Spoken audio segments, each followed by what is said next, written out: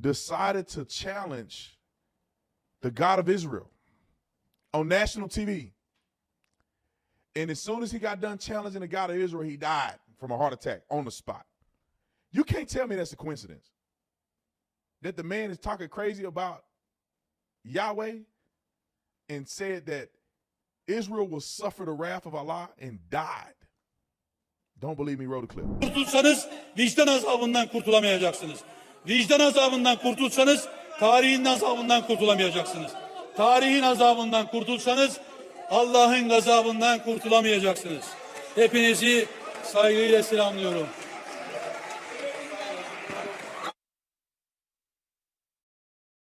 Birleşime 20 dakika ara veriyorum.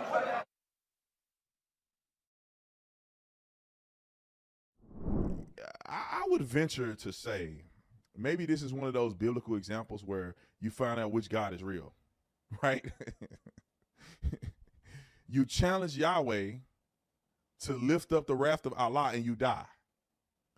That to me tells me that maybe, just maybe, Yahweh is the true God and Allah is not.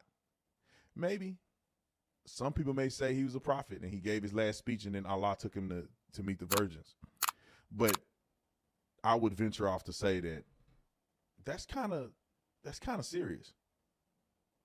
For you to challenge Israel in a way like that, and after you make the declaratory challenge to say that they cannot escape the torment of history and the wrath of Allah, and he go, block, and the spirit left him.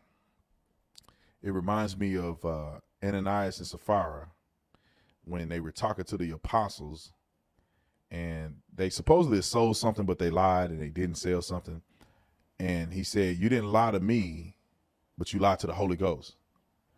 And it says that the spirit left them, like they died right on the spot for lying to God. Now, I know a lot of people lie to God all day long and they don't die, but this was one of those situations where I think people need to start paying attention.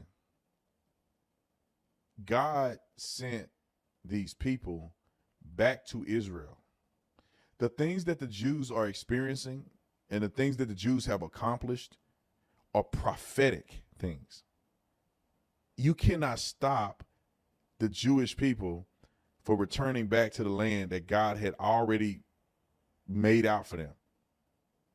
And anybody getting in the way of that, I think they are going to face the wrath of God. That's why nobody's been able to defeat Israel since they've been in the region, since they made their comeback. And I honestly believe it. And people may say I'm biased because I believe the Bible, but it's their land. And they have made the land flourish.